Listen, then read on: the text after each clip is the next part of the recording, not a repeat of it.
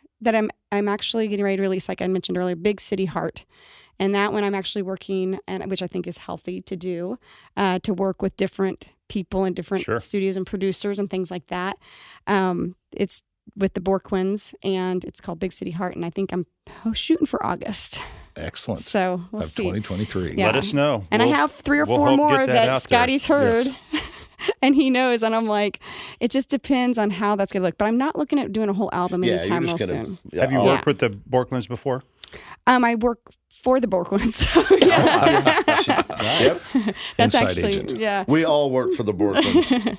So I actually do book bands during the day, but I have not worked on this aspect with them before. I've worked with Brett. I did a video for another musician. I was on the video, I played the piano part.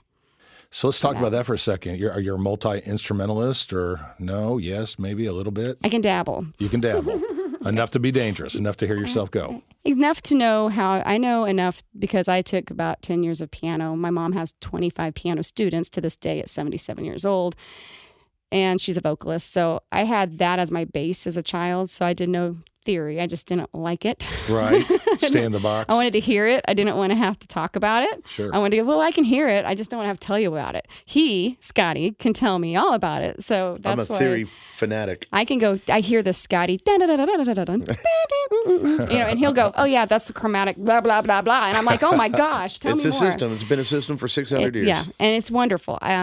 So that is kind of my base. Then from there, I picked up saxophone in high school and played a year in college until I ran cross country and track on scholarship. That took over, and I did that because they paid me. So I said, okay, got my degree, and then I had a family, and I kind of stepped back, and I didn't do anything for 15 years. And now you're back at it. And then I came back in, and and now I'm playing electric guitar, acoustic guitar. So yeah. Still playing sax with Superstar Mafia. Superstar, yeah. Yes. What, 4 or 5 songs in and a I night? didn't play sax for 20 years. Wow. I picked it back up when I started Band of Angels. My buddy Mike Meyer actually said, Yeah, sure. you want to try sax out and see if you could still do it? I go, yeah. Took it home and had a blast. That's You're great. blowing it So- well when you're Thank playing you. with the sound where we saw you at Brewtop South? Brewtop Yeah. South. Thank you. It was fun to play it Saturday night. We were at Power and Light stage. And Oh, I saw that. Big stage. It's a good yeah. show. Have you seen that Sasquatch that plays the oh saxophone? yeah. I've tried to mimic him. Oh, man, I cannot he's do it. He's but everywhere in the woods. I mean, not the look so much, but definitely the sound.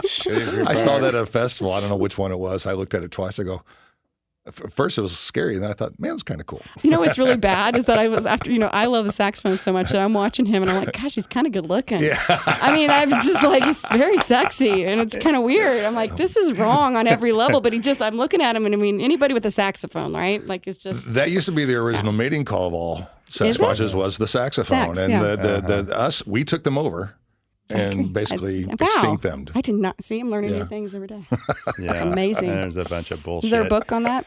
I don't know yet. Maybe you should So write it. moving on, I wanted to talk about Digress. The show Sasquatches. that we did, They the were getting Kansas horny. City Limits TV show, where we featured Deann. We were at Knuckleheads, KC. We're in the Gospel Lounge. It was a lot of fun. That was fun too. Yep. Great times. Couple weeks back now, I guess. Yep. What did you think of the show?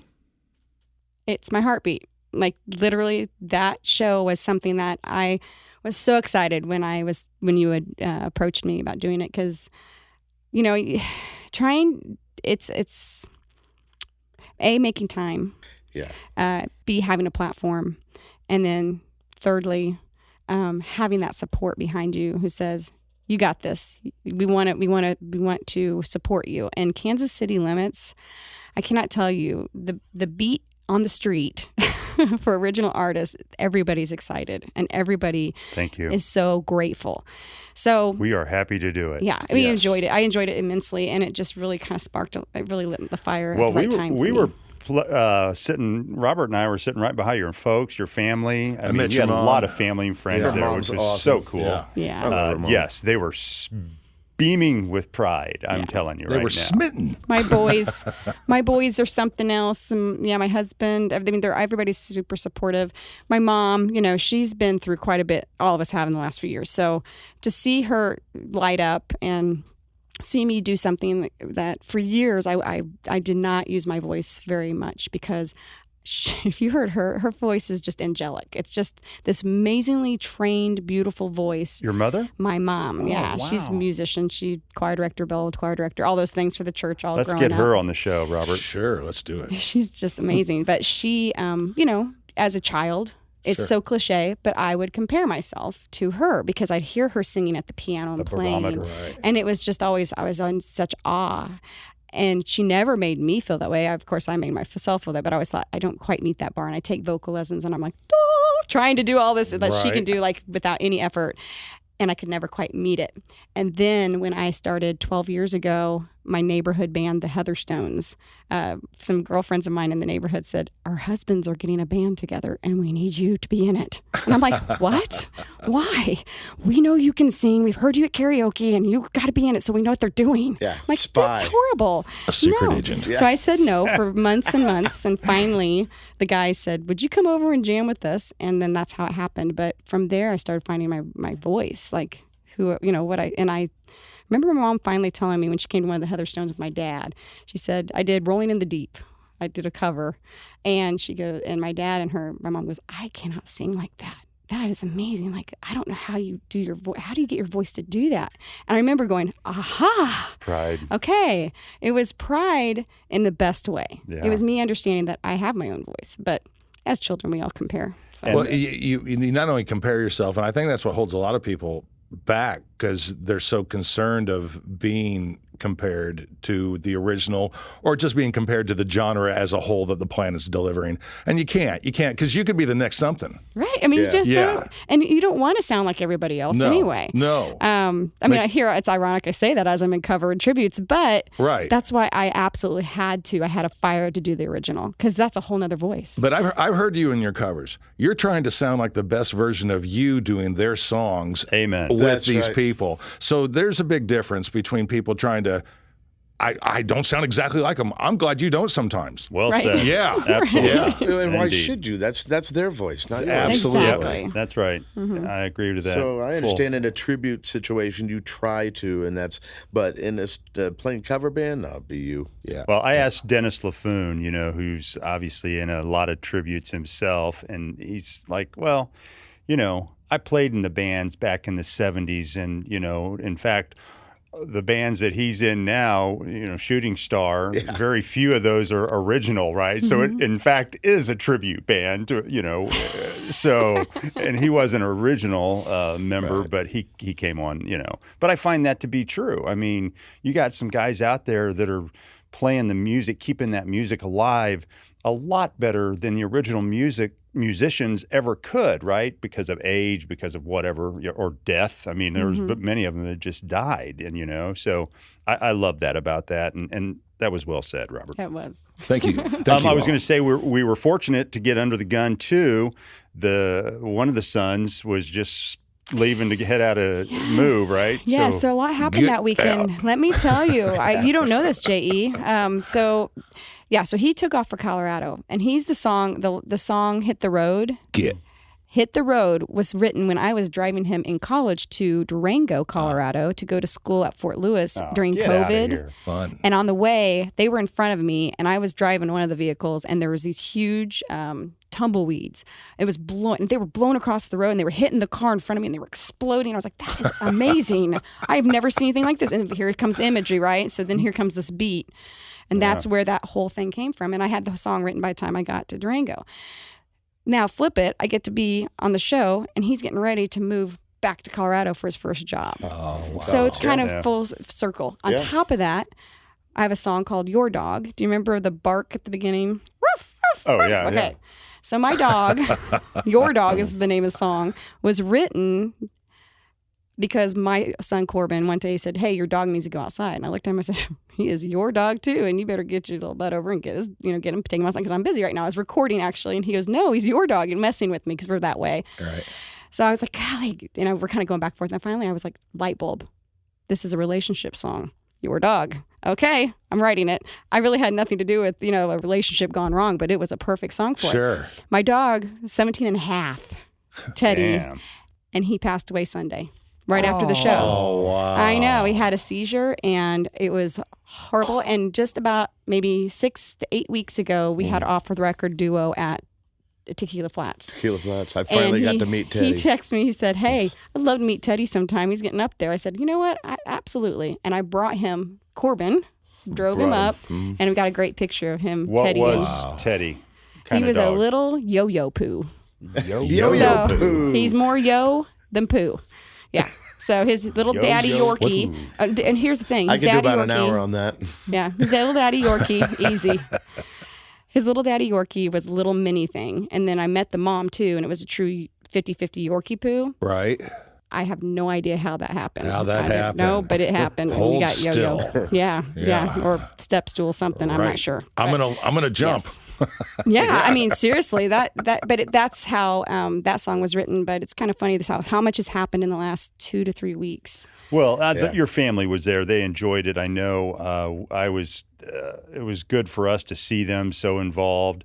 Your husband, I mean, obviously he's, you're out late a lot of times. I mean, some of these bars don't even start playing at Levy at 10 o'clock, right? Yeah. So, I mean, you're not. Yeah. So life's changed a lot, obviously, after, I start doing all these things. But, you have I guess when you have passions in life, right? Things change. Like you do, you change. You go, wow, I didn't know I had this part of me that I want to explore and go and do. So, anything that you're in a relationship, you get to decide. Okay, do you support it or do you not? And that was pretty much what it was for me. It wasn't, can I do this? It was, I'm going to do this. You can be part of it or not. That's jumping. He was right there. He was the first one clapping, and I mean, he had his camera out the whole time. In fact, there's a couple pictures I got of you with his camera in it. So I was glad to see that. And but anything else? Scotty, what was your take on the show? I'm impressed with our ability with very limited time to play material that you haven't heard your whole life. Like, I mean, with the cover bands, you hear those tunes your whole life, and then you go play them every weekend, so it's really easy to keep that stuff around. But new original material that's not that deep in you. And I have an advantage, I think, over all the rest of them in that, I mixed this stuff. So I spent a lot of time with these songs. So kudos to Troy and Damien and Seth, and even Deann. I mean, they're your songs, but you know what I'm talking about? I mean... Yes. It's like you have to conjure back up this new art. Well, and you also have to conjure back up the emotion that came behind those songs. All that. Yeah. And that's for this yes. this album is not an easy task. Sometimes there's songs, it takes you a year before you can sing them before you're not crying during them. I mean, real stuff. Yeah. And you both were there, right? You were both at the so that's the one thing that I will say. Speaking of crying, yeah. Yeah. So I would say the hardest part about this album is the obvious thing for those who know, but so many things got set up, the timing, everything. Play Them Cards is the name of the album because of the reason that song was written about how I was raised by my dad and the things he would tell me that would inspire me to help me also keep busy because he had a deck of cards at all times. He loved card games. And so he would keep me busy being the youngest child. And so I wrote this song. When I did, I had myself doing the speaking part in it. And then I got on Jam Kazam and I had the band listen. I said, I want you guys to listen to Just a rough mix, but, as it was in progress. And the scratch is what I'm trying to say. Yeah, scratch. And so they listened to it, and at the end, they were like, we love it. And then Skip Godley, our bass player in Superstar Mafia, says, that speaking part, is that something your dad used to say to you? And I go, yeah. And he goes, why isn't he saying it then? And I remember the light bulb. Me and Scotty both went, That's a great idea. We're in the middle of COVID. I hadn't seen my parents because nobody wants to, protecting and all that. Sure. And I was like, how am I going to get this done? They're in their 70s. They're not going to, how am I going to get them to record? So I simply sent them instructions how to do it on their phone with headphones and all this. And it took them about 20 tries, they said, but they finally got one. And I sent it to the WAV file to Scotty, and he was able to put some. I lined it up with. I was thinking about this actually today. I was like, oh yeah, because you had performed. I like the spacing that you did. So what I did is I recorded it how I wanted it to be, and then I had my dad put one earbud in with me so that he could do the timing and the inflection correct of the conversation. And then he would. So he had that me talking. He would practice that over and over until he was ready then to record. Wow. And that's how he got it. Yeah, so that was complex because I didn't really get that until you just explained that. That's great. Mm-hmm. So yeah, I took it and just tidied it up a little bit more, and then made it sound like it actually was. Sure. Over a phone. On a phone call. Yeah, so, wonderful. Yeah. So what's really wild about it is, so we do this. He gets us that track by September, October of 2020. 2020, yeah.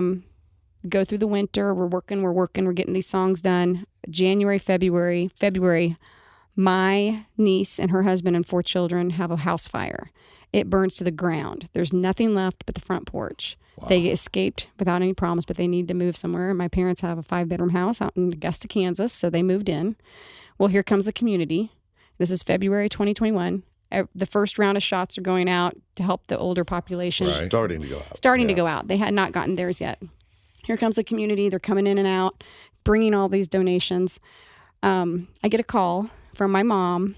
I was in the basement, or not basement, but in a concrete walls of a middle school in Olathe for my son for a award ceremony. And I come out and there's 25 missed calls from my mom. Wow. Which you're like, it's the worst moment ever, right? Yes. So I call her. She's sitting in a parking lot at the hospital, and she says, your dad was just admitted with COVID pneumonia. And I went, what? I work in healthcare staffing at the time still. And I said, I'd given you all, did he have a cold? I didn't even know he was sick. She goes, well, none of us really knew. And he didn't say anything because there's so much focus on other things. And it was just a lot going on at that time. So anyway, he ended up getting admitted. My mom had it too. So she ended up getting the infusion, which I know saved her life. Mm-hmm.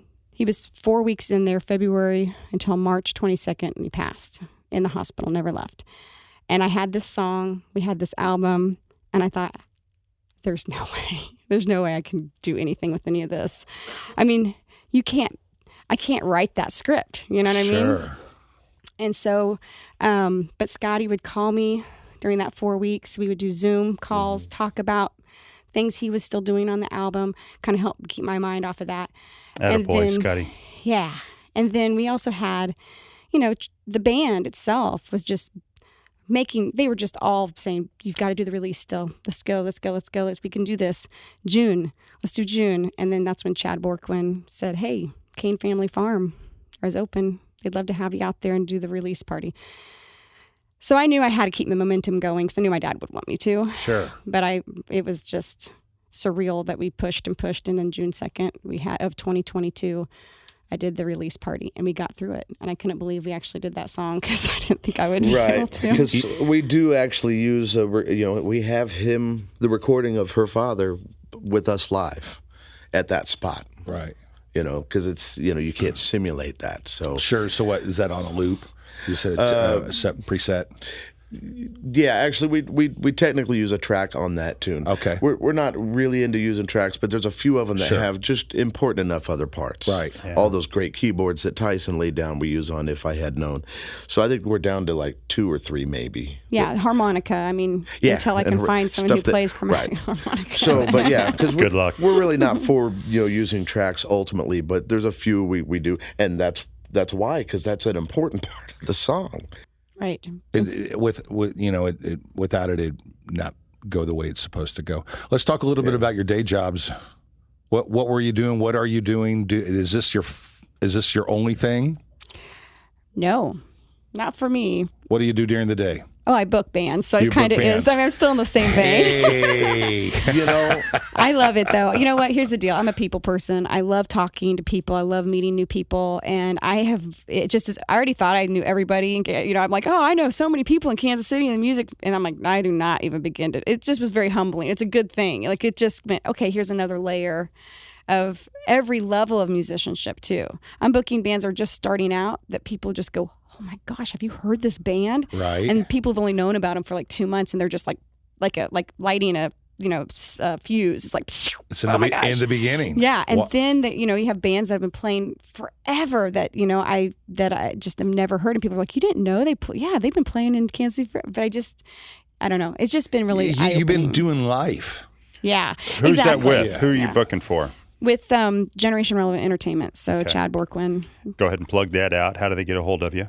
Well, actually, so through the whole thing with Troy Schuster actually drummed for Superstar Mafia in that year that we were trying to kind of we were just waiting for Scotty to go, hey, I really want this job. Let's do this. I was like, great. Pushed him off the stool. Yeah. So Troy was one of those that came in and helped us a lot. And Troy was really good friends with Chad, and they've known each other for a long time. And that's when Chad offered up Kane Family Farm. So that kind of introduced me to Chad already. And he also actually played rhythm guitar at my openings. He was on stage with us. That's right. He would have played with us at Kansas City Borquin? Olympic. Borquin. Really? Yeah. I didn't know that. So he would have played. Well, he's got a band with his brother called Big Time Grain Company. I think I did know that, too. actually. They're yeah. awesome. They're amazing. Yeah. Yeah.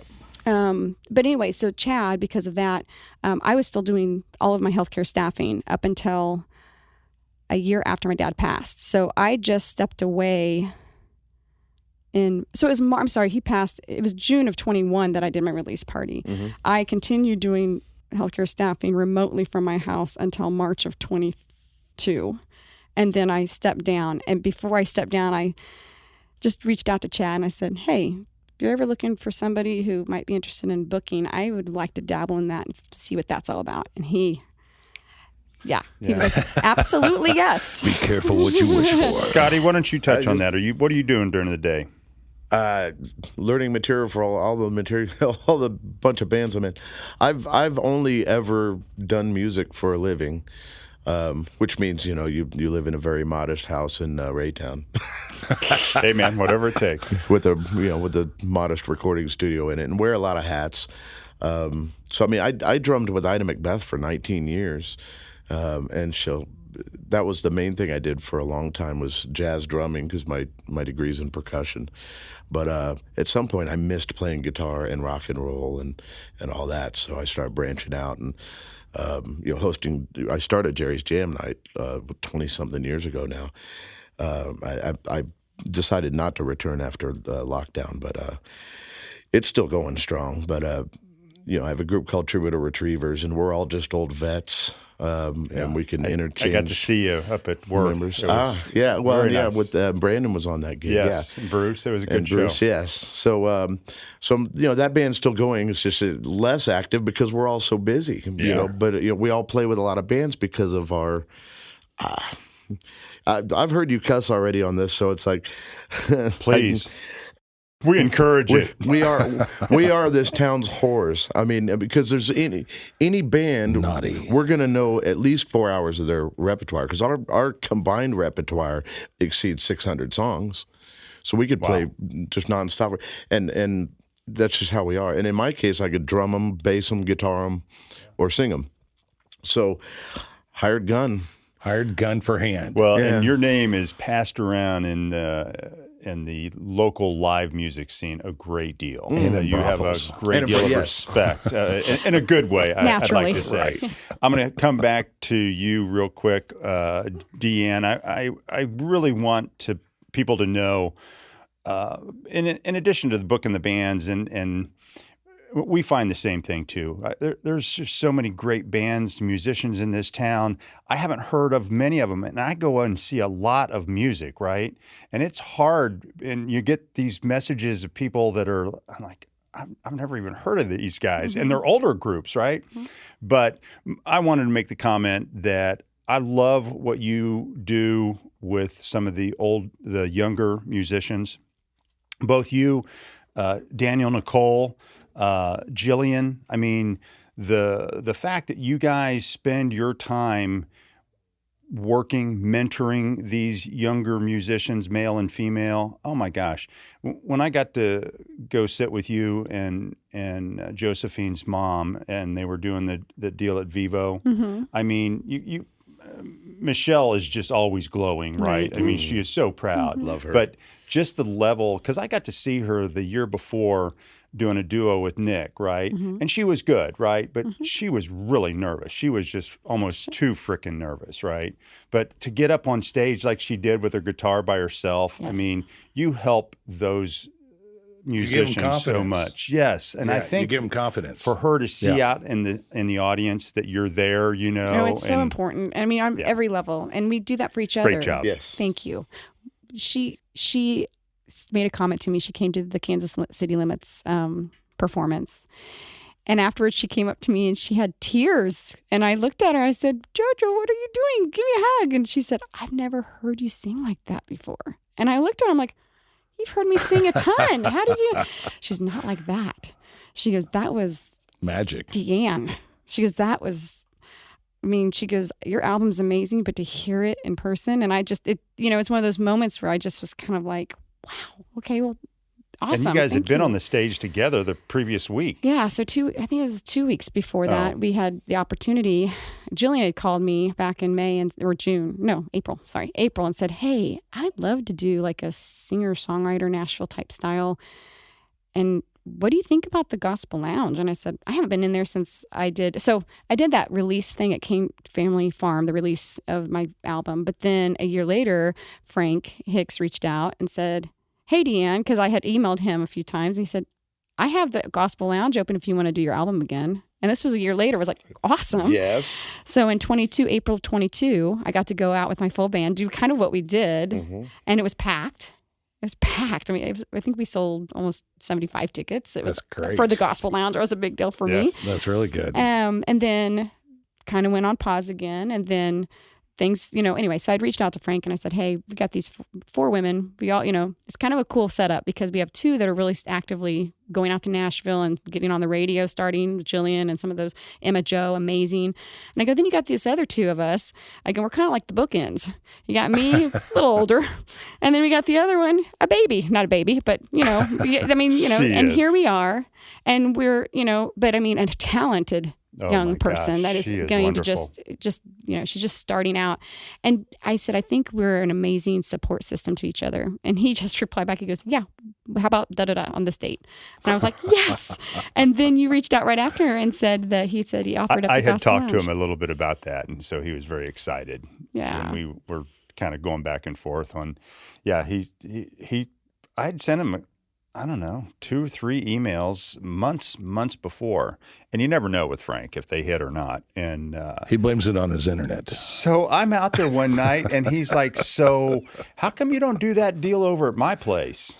I'm like, well, dude, I Because sent you, it cost you too much, Frank. You can't afford us. sent you all those Nice. emails. And he goes, well, I was talking to Angela and she said, you guys, and I'm like, yeah. And then from that, he just all of a sudden, he starts emailing me back and forth. So I sent him a lineup though, and I, told him. And so he's obviously very proud. It's a great thing. Having you. Well, he said the best thing to me after that performance. I went out. He was sitting out there, and I just went up. He goes, "Did you have fun?" I go, "Yes, I had a great time. Thank you so much." And he goes, "But do you feel at home here?" And that was interesting. Wow. And I looked at him, and Nice. I don't even know if he looked right at me. He goes, "Do you feel at home here?" And I looked at him. I said, "Yeah, I really do. Every time I come here, I've played all my bands have played there except for the Heatherstones. We've like played there. I've been on every stage." And I said, "Every time I'm here, I do feel at home." He goes, "Then my job has been done correctly." He goes, "Because that is what I want you to feel is at home." And I just really appreciated That's awesome. that. That's from him. fantastic. Yeah, it is. He's a lover.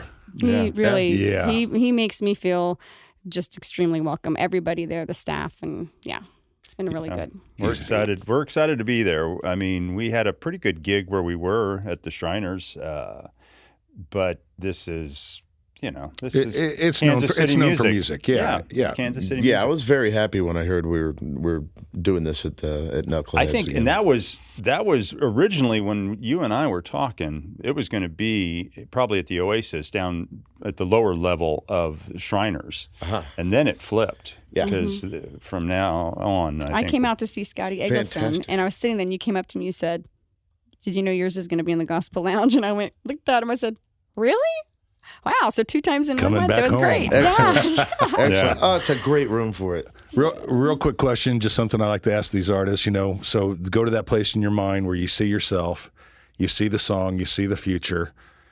Who would you really like, of all the people that you know out there writing, conducting music, other than Scotty B, who would you like to work with as an artist to collaborate with if you had your choice of anybody? Danielle Nicole. Danielle Nicole, Not really? even a question. That is just beautiful. Danielle, I hope you heard that.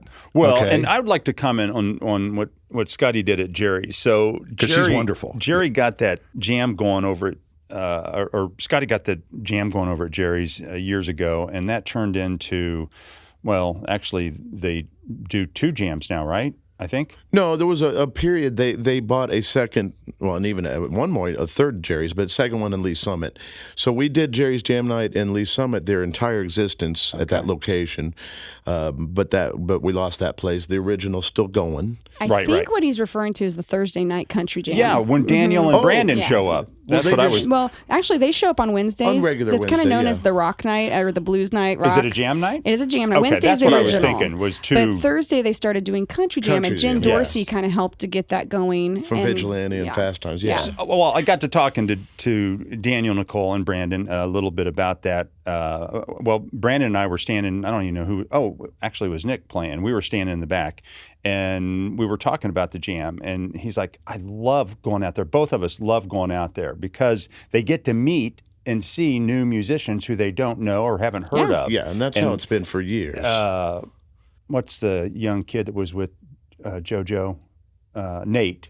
Oh, Nate, yes. Nate was going Gregory. out Yeah, there. there's Yes. Nate and Eli. Brandon was, I mean, Okay. He was doing Thursday nights. Yeah, there for a while. He was Yeah. pretty regular when he was still living here. Well, yeah, let me tell you about that. And Brandon. Hold on 1 second. Again, this is Kansas City Limits Radio, and we are here today with Deann and Scotty McBee. Okay, Scotty, hit that.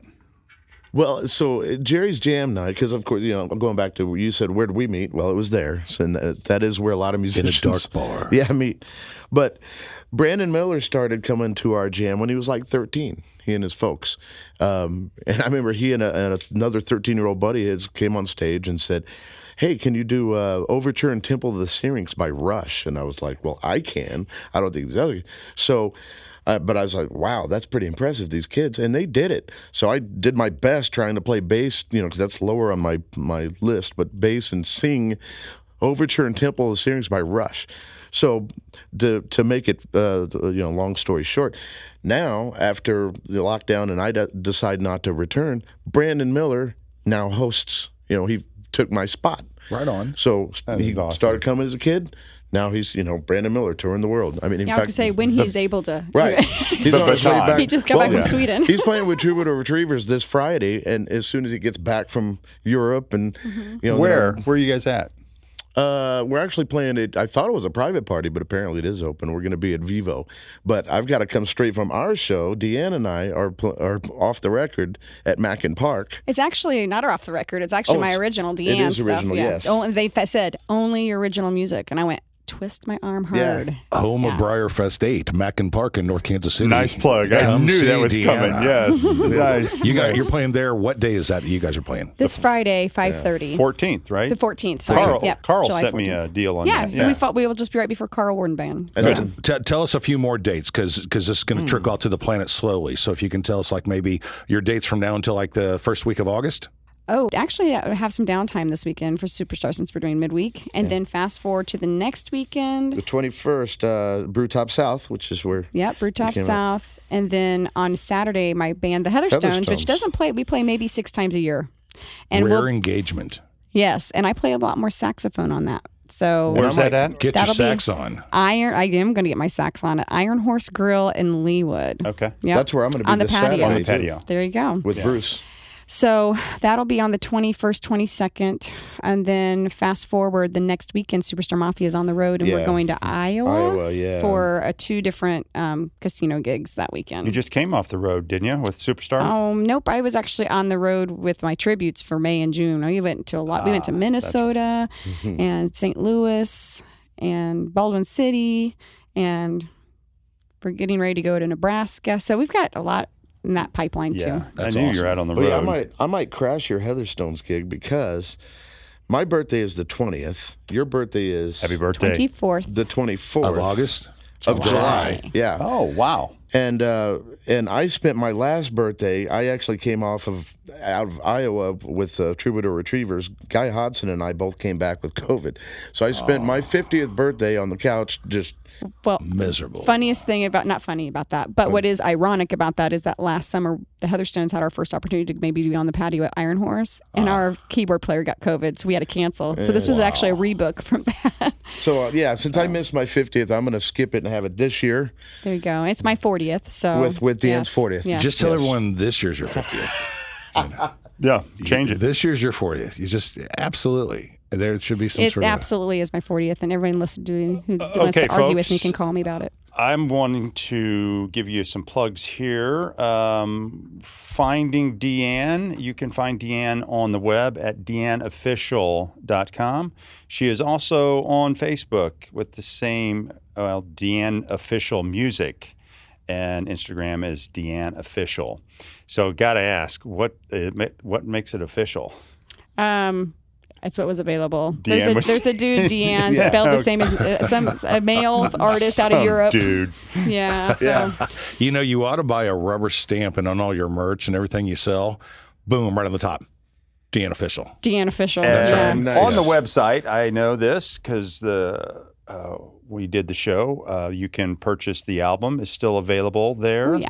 And any other merchandise do. on that website? I had shirts and stuff. I think I took them off. I just didn't want to maintain it. So I just, I mean, Take them to the show. yeah, I take them to the show and sell them. I should have brought you Okay. all shirts. I got shirts for days. So. Well, you'd have to have a tent for me, so not many people carry the tent size. But yeah, Actually, buy- I carry all the way up to 3X. Do you So have big, well, then- sexy man size? It would be extra fat then. I Okay. go double X on the small side, and I go all the way up to triple X on the big side. Do you have Neanderthal size, sir?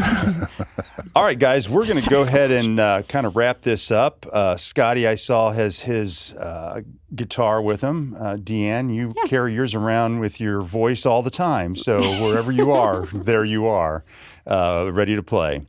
So if you guys are good with that, we'll take a little short break and come back and guys play us some music. Robert? All right. Remember, be good to yourself, be good to others, and be good to musicians. Thanks for listening to Kansas City Limits Radio.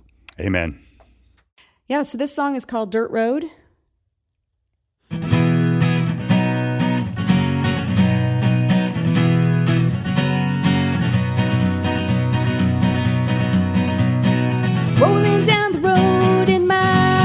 truck. It's old and yellow with a bit of rust. The seats are cracked and the steering's jacked. Film tires up every day. Smells like gasoline when I change a thing. Cause the old dirt road, it calls my name. It says, hey girl, need to get away. Look ahead, don't be afraid. Let the wind sail you away.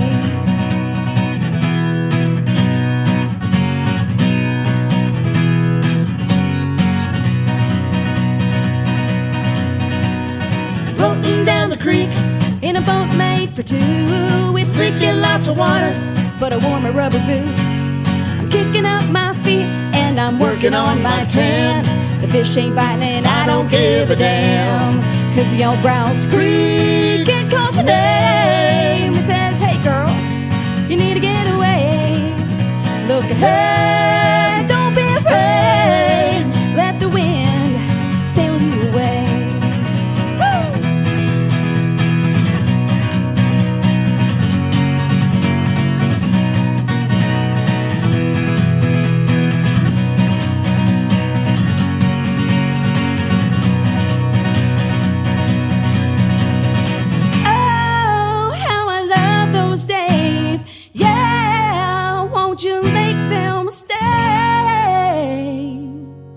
Watching the sunset, what a sight to see. Sitting on the porch with my dog next to me. I think of that truck and how we love to get it stuck. And my mind takes me back to 93. To the old dirt road, it calls my name. It says, hey girl, you need to get away. Look ahead, don't be afraid. Let the wind sail you away. Cause the old dirt road, it calls my name. It says, hey girl, you need to get away. Take a breath, hold on real tight. Let the road be your guide. Press the gas and enjoy the ride. Big City Heart by Deann.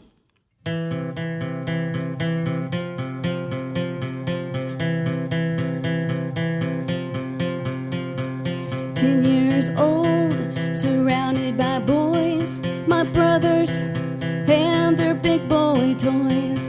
No walls, no boundaries, my frontier. So much to see, could see it all from here. Rolling hills, cross property lines. Looking at the stars taught me how to shine. I had rules, but nothing fencing me in. Small town girl, big city heart. Spending my days loving too hard. Standing up tall, tearing down walls. I wanted it all. Small town girl, big city heart.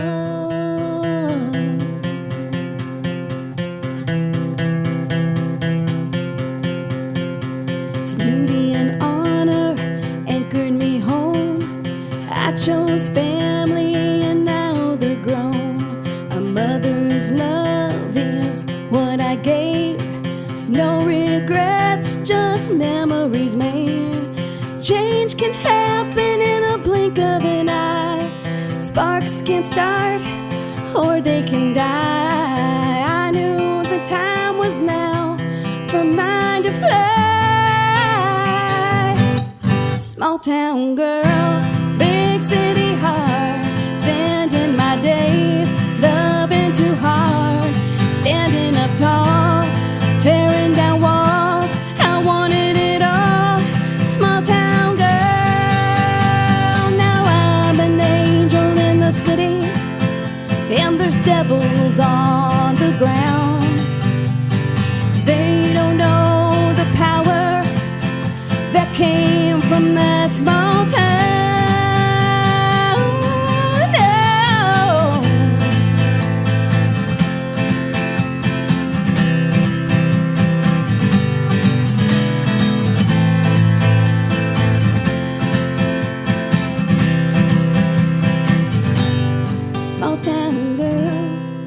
City hard, spending my days loving to hurt.